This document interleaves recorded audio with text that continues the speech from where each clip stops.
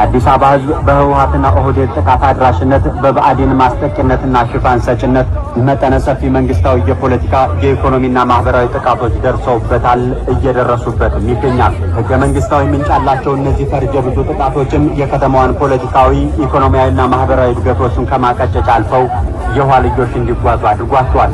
ከአፍሪካ 3 ታላላቅ ከተሞች መካከል አንዷ መሆን የሚገባት አዲስ አበባ በአሁኑ ጊዜም በአህጉሪቱ ካሉ 10 ታላላቅ ከተሞች መካከል ተገፍታ ለመውጣት ጫፍ ላይ ደርሳለች።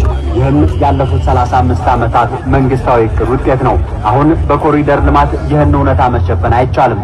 የአዲስ አበባ እድገትም ላለፉት 35 ዓመታት በከፍተኛ ሁኔታ ታፍኖ ነው የሚገኘው። ይባስ ብሎም ከተማዋን በጭፍን ጥላቻ የሚመለከታትና ጄኖሳይዳዊ ጥቃት ሊያደርስባት የሚፈልግና የሚችሉ መንግስታዊና ኢመደበኛ የታጠቁ ኃይሎች በዙሪያዋ እንዲፈጠሩ እንዲኮተኮቱና እንዲጠናከሩ ተደርጎ የአዲስ አበባ ህዝብም በከፍተኛ የህልውና አደጋ ተዳርጎ ይገኛል። በተጨማሪም የአዲስ አበባ ህጻናት በግዳጅ በትምህርት ቤቶች ኦሮምኛ ቋንቋን እየተማሩ ይገኛሉ።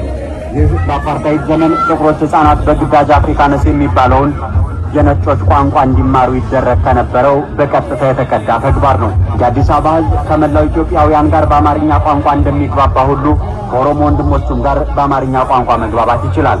የኦሮሞ ህዝብ ከመላው ኢትዮጵያውያን ጋር በሚግባባበት አማርኛ ከአዲስ አበባ ህዝብ ጋርም መግባባት ይችላል፣ ይገባዋልም።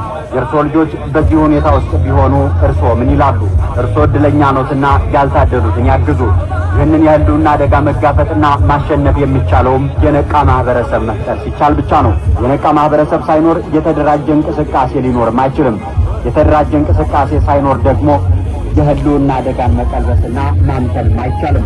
ምንም እንኳን የአዲስ አበባ ህዝብ ትኩረት ተደቅኖበት ስለሚገኝ የህልውና አደጋ ምንም ግንዛቤ የሌለውና እስካሁንም ምንም ያልታገለ ነው ሊባል የሚችል ባይሆንም ከ2012 እስከ 2014 ዓ.ም ድረስ በባልደራስ መሪነት በኢትዮጵያ ፖለቲካ ማማ ላይ ተስፈንጥሮ ወጥቶ የነበረውና ከፍተኛ የህዝብ ድጋፍ የተቸረው እንቅስቃሴው ላለፉት 3 ዓመታት ከመቀዛቀዝም አልፎ ወደ መዳፈኑ ደረጃ ላይ ደርሷል።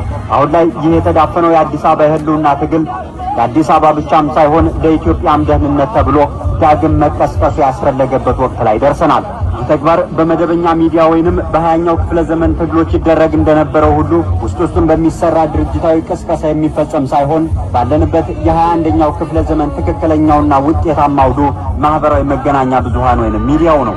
ማህበራዊ ሚዲያው አዎንታዊም አሉታዊም ገጽታዎች እንዳሉት የታወቀ ነው። በድምር ውጤቱ ግን የመረጃ ፍሰትና የሐሳብ ልውውጥን ከጥቂቶች እጅ አውጥቶ ህዝባዊ በማድረግ ደረጃ አዎንታዊነቱ ያመዝናል። የህዝባዊ ኃይል የአዲስ አበባ ትግል ዳግም እንዲቀጣጠልም የፊት አውራሪነቱን ሚና ተጫውቶ አዎንታዊ የታሪክ አሻራ እንዲኖረው የአዲስ አበባ ሚዲያ ምክር ቤትን ማቋቋም አስፈላጊ ሆኖ ተገኝቷል።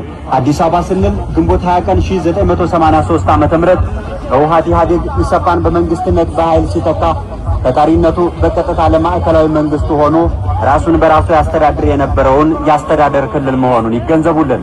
በሌላ በኩል የአዲስ አበባ ሚዲያ ስንል በቲክቶክ፣ በፌስቡክ፣ በዩቲዩብ፣ በኤክስ ትዊተር እንደዚሁም በቴሌግራም ከ1000 በላይ ተከታዮች ያሏቸውና ከመደበኛና የተለመደ እንቅስቃሴ በተጨማሪ በአዲስ አበባ ጉዳይ ላይ የተቀናጀ እንቅስቃሴ ማድረግ የሚፈልግ ገጽ ፔጅ ወይንም አካውንት ማለታችን መሆኑን ልብ ይሏል። ይህ ደግሞ ጉዳዩ ያገባኛል፣ ይገደኛል የምንልን ሁሉ ያካትታል። ሆኖም በማህበራዊ ሚዲያ ላይ ባይሳተፉ እንኳን የሚዲያ ምክር ቤቱን በመቀላቀል ብቻ ትግሉን መደገፍም ይችላሉ። ከአብይ ዓላማዎቻችን በከፊል መነሻችን አዲስ አበባ መዳረሻችን ኢትዮጵያ በሚል መሪ መፈክር ሃይማኖትና መንግስት በህግ የተለያዩ እንደሆኑት ሁሉ ብሔርና መንግስት በህገ መንግስት ደረጃ እንዲለያዩ ለህገ መንግስታዊ ነቀላና ተከላ መታገል ነው። ሁለተኛው አዲስ አበባ መንግስታዊ የጄኖሳይድ አደጋ የተጋረጠባት ከተማ መሆኗን ለአዲስ አበባ ህዝብ፣ ለኢትዮጵያና ለዓለም አቀፉ ማህበረሰብ ማሳወቅ፣ ማሳመን፣ ማስታወስና ማራባትንም ያካትታል። ሶስተኛው በአዲስ አበባ መሬት ላይ ያለውን ህዝባዊ የህልውና ትግል ማበረታታት፣ ማገዝ፣ ማነቃቃት፣ ማነሳሳትና ማስተዋወቅን ያልማል። አራተኛው የአዲስ አበባ ሚዲያ ምክር ቤት አባላት በጋራ በሚያወጡት ስነ ምግባር ደንብ እንዲንቀሳቀሱ ማድረግና አምስተኛው የአዲስ አበባ ሚዲያ ምክር ቤት አባላት በአዲስ አበባ ጉዳይ ላይ ከተናጥላዊ እንቅስቃሴ ወጥተው ለጋራ ግብ የተቀናጀ እንቅስቃሴ እንዲያደርጉ ማድረግ ነው። አዲስ አበባ እርሶን እየጠበቀች ነውና በፕላስ 1 2026501482 ላይ እየደወሉ አባል እንዲሆኑ ጥሪ እናቀርባለን። የአዲስ አበባ ሚዲያ ምክር ቤት